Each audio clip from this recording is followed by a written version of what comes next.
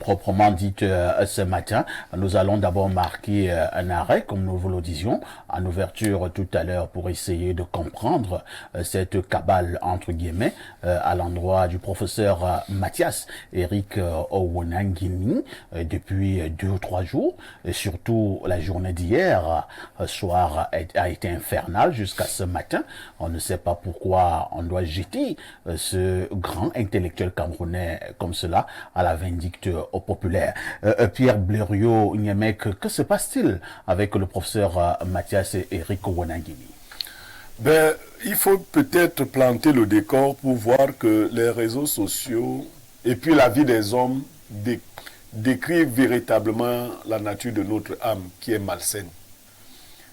Le professeur Mathias Eric Owonangini est sous le coup d'un deuil. Tout à fait. Son père est encore à la morgue, il est mort récemment. Et il reçoit des coups de toute espèce, vous ne pouvez pas imaginer. Même des proches, entre guillemets, qui croient que l'heure est venue pour en finir une fois avec lui.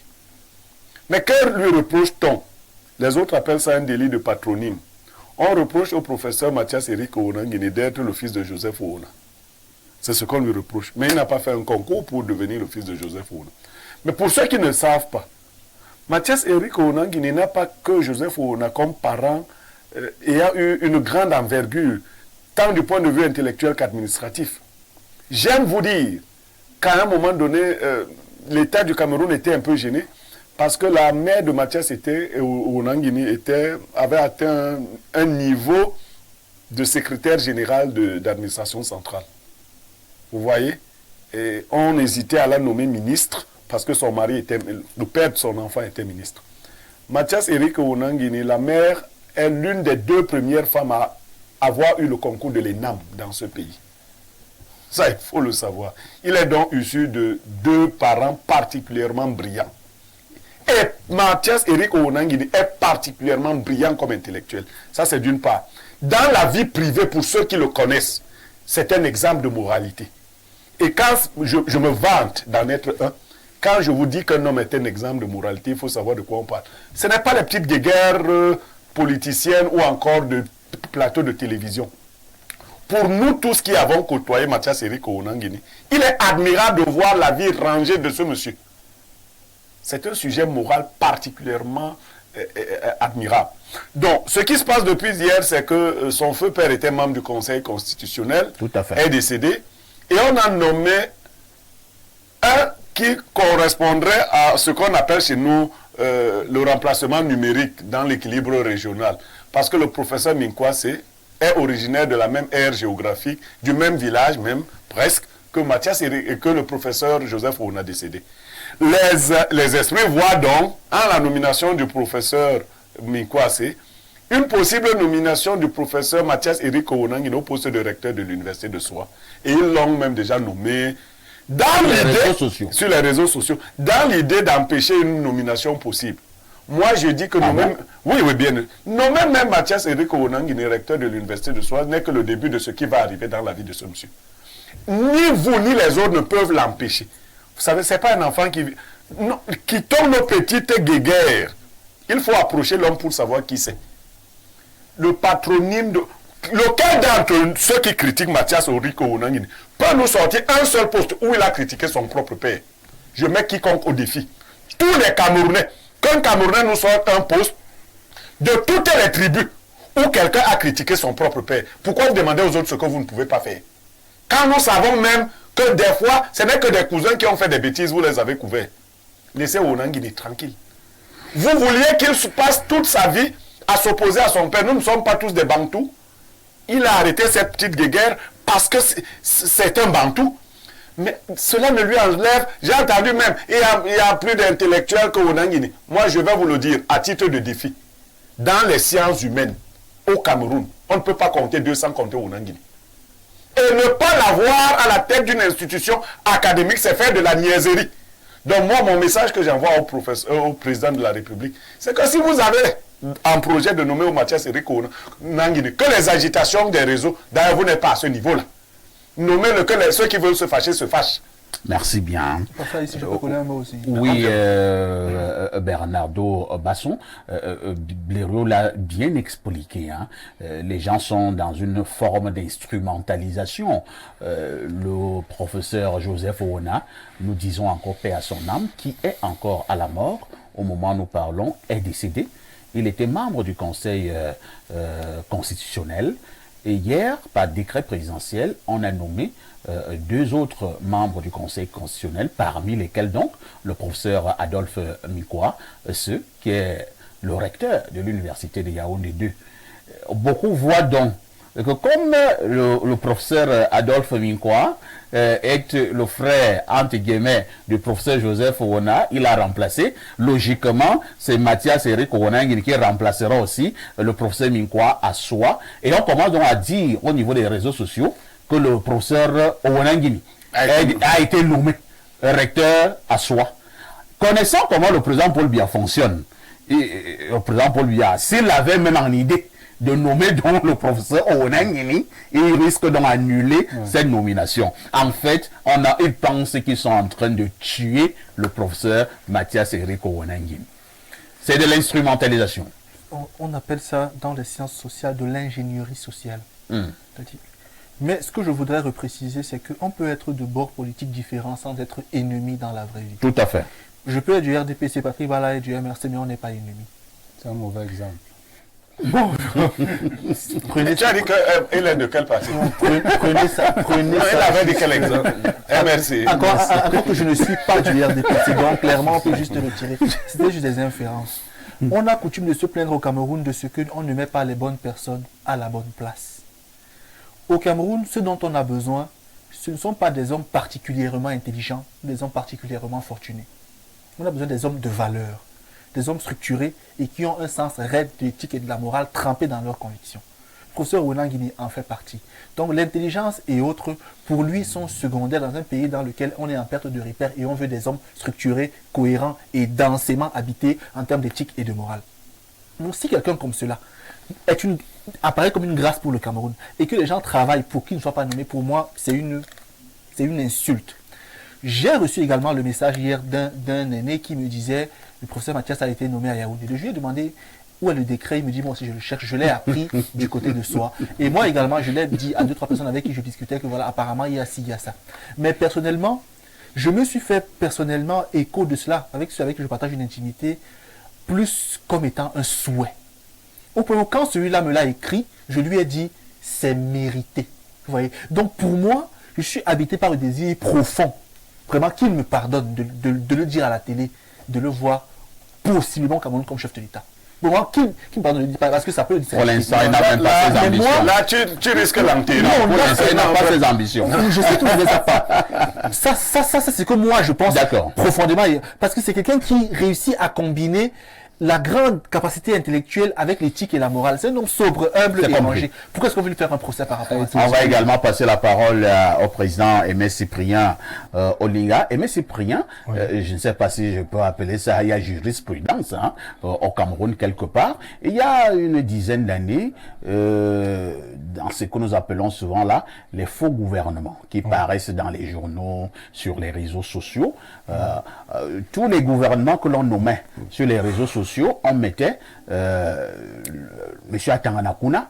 À l'époque, il était administrateur directeur général de la Camwater. On le mettait comme nouveau ministre de l'eau et de l'énergie. Tous les faux gouvernements qui paraissaient sur les réseaux sociaux et dans les journaux. Mais vous savez ce qui est arrivé? Effectivement, quelques mois plus tard, il y a eu un remaniement ministériel.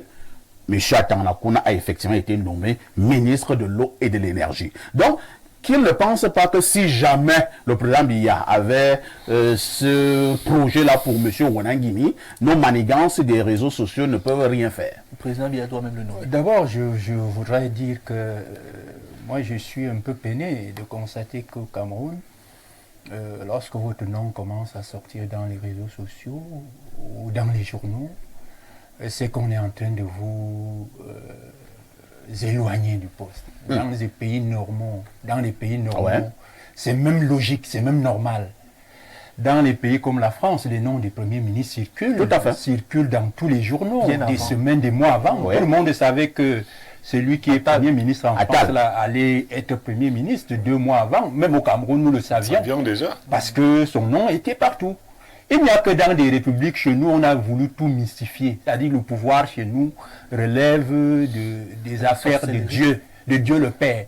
En réalité, c'est de ça. C'est pour ça que ça donne l'impression que c'est une manière de vouloir... donner une bonne passe là. Oui, c'est une manière de vouloir enterrer Mathias. Mathias est un brillant intellectuel. Oui.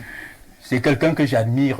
D'ailleurs, c'est l'un des rares intellectuels avec qui j'ai fait des plateaux de radio et de télévision depuis pratiquement 20 ans. Régulièrement de l'autre côté. Depuis 20 ans, 25 ans même à la limite. C'est quelqu'un qui est structuré, comme disait... très structuré. Et c'est quelqu'un qui est rigoureux dans l'analyse. Ouais. Donc c'est dans la vie privée. C'est un esprit... Bon, sur le plan privé, je ne le connais pas. Je vous le dis. C'est un esprit brillant. C'est-à-dire que Mathias, pour moi, que ce soit en passant, vous le vouliez, bon, comme on dit qu'il n'est pas encore intéressé, mais moi je vais être président de la République. Donc, si Mathias, lui, n'a pas encore ce projet-là, moi j'ai envie d'être président en 2025. Et que justement, dans ma logique à moi, si je suis président de la République, ça c'est pas un secret. Mathias fait partie des gens... avec qui vous allez travailler. Avec qui il faut composer. Il faut composer. Avec qui je vais composer. Parfait. Et à des postes très importants. Monsieur Linga, je peux avoir 5 secondes. Oui. Un aîné qui est sur ce plateau m'a dit un jour, Basson, rien dans ce pays ne se décide sur les réseaux sociaux. Que les gens là-bas sachent que c'est du bavardage. Rien. Donc quand Biya veut faire sa chose à Etoudi, il s'en fout. D'abord, il ne suit pas ceux qui a Facebook ou Twitter. Je ne suis pas sûr. Voilà. Donc vraiment que les gens qui pensent qu'ils influencent le Cameroun sur la toile, Facebook et sur Instagram. Et c'est de son âge. Et elle ne décide pas. Est-ce que le président Paul Biya regarde même Facebook? Moi je ne pense pas. Moi je l'ai rien de ce qui est là-bas. De lui envoyer des invitations sur Facebook, il n'a jamais répondu. Donc, moi je vais dire ceci. Parfait. Oui, Olinga. Je pense que le président, c'est lui-même qui a ouvert la brèche. Parce que justement, à un moment donné, il s'est souvent dit, ça fait l'objet même parfois auprès de certains aînés, qui pensent que lorsque son nom sort même déjà dans un journal comme possible ministre, c'est qu'on l'a grillé. Et le président a souvent, effectivement, laissé le flanc à ces gens de choses. Il y a des gens, moi je connais 2 ou 3, qui en réalité ont été déçus de cette manière. C'est-à-dire qu'on a mis le nom ici et là, alors que certains avaient même été consultés. Certains avaient été consultés. Et lorsque le nom a filé après consultation, le président a balayé. Et moi, j'ai dit au président, dans le monde où nous vivons aujourd'hui, il faut même travailler avec ces instruments. Parce que les réseaux sociaux, la presse, les médias. Parce que ce sont ces instruments qui donnent la visibilité et même la lisibilité sur des personnes qui sont minimalement acceptables aux yeux du public. Donc il ne faut pas considérer que quand on a mis le nom de quelqu'un dans les réseaux sociaux ou dans un journal, que c'est un sujet, c'est pour le briser. Le président devrait même travailler avec ces instruments. Dans la modernité où nous sommes, les dirigeants travaillent avec ces différents instruments pour avoir le pôle social, pour avoir l'élément qui leur permet de comprendre la société et même vers où la société veut qu'on aille. Donc pour moi, Mathias, il n'a pas à s'en faire. D'ailleurs, je voudrais aussi profiter de ce, je l'ai déjà fait à d'autres occasions, sur ce plateau pour lui exprimer les condoléances du Front démocratique révolutionnaire, mon parti, après la disparition de son brillantissime même, à la limite, père. Je crois que c'est des situations qui arrivent. J'ai apprécié d'ailleurs sa sortie sur les réseaux sociaux lorsqu'il annonçait la mort de son père. Il est très fort, je le connais fort. Il ne faut pas qu'il se laisse, j'allais dire, déstructuré par rapport à ces événements-là. Les grands hommes aussi, la compétence des grands hommes se mesure justement à la capacité qu'ils ont à surmonter les épreuves. C'est compris. Patrick Bala, je pense que nous n'allons pas nous éloigner de la conclusion de M. Cyprien. Même comme nous avons nos positionnements bizarres et sauvages politiques, reconnaissons quand même que chez nous, quand les Africains étaient encore africains, lorsqu'il y a des deuil, on arrête d'abord un peu la guerre. Voilà. On finit d'enterrer le corps Et on recommence avec vos gains villageoises là. C'est-à-dire que pour l'instant, le professeur Mathias Eric Ounangui a perdu son papa. Il est en deuil. Il est en train d'organiser le deuil. Pleurons d'abord. Pour nous qui avons une reine viscérale contre Ounangui, dès qu'on enterre le professeur Joseph, on recommence. Donc, enterrons d'abord le papa Joseph Ounangui. Oui, moi, je crois que c'est exactement ce que je voulais dire, que là, maintenant, pour moi, c'est vrai que Blériot a essayé de rétablir les faits, mais pour moi, en ce moment précis, c'est un débat qui ne devrait pas avoir lieu, parce que ceux même qui commettent ce genre d'actes, c'est-à-dire qu'aller sur les réseaux sociaux et commencer... Moi, même quand je lisais ça hier, je me demandais, mais comment est-ce que des personnes bien structurées peuvent, pour quelqu'un qui vient de perdre son papa, arriver à ce genre de manœuvre? C'est-à-dire qu'on pense d'abord à la politique au lieu de penser à quelqu'un qui se retrouve dans une situation, il ne reverra plus jamais son papa. Donc, essayons d'abord d'accompagner ce dernier dans ce qu'il traverse. Après, comme vous avez dit, chacun reviendra faire ce qu'il... Je profite au passage pour... Je ne savais pas que j'étais à côté d'un candidat à l'élection présidentielle. Et il a annoncé depuis. Oui. C'est maintenant que le visage me revient parce que je vois ça de temps en temps. Ah, et M. Prolinga. C'est un jeu de la vieille. Blériot, vous avez une dernière chose? Parce que je vais prendre la problématique. Très rapidement, je partage avec le président Paul Biya cette sagesse des Bassa qui disent qu'on ne fait pas d'un bonbon tant que son père est au salon. Quoi? On ne fait pas un bonbon tant que son père est au salon. Ça veut dire quoi?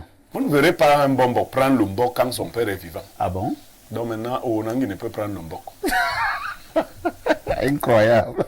Ça, c'est du Blériot. Apparemment, chez les Bassa, c'est vrai. Hein? Et la mère de Ounangui était Bassa. Donc, lorsque nous avons dit cela, Ounangui ne peut donc y prendre le mbok, papa n'est plus là.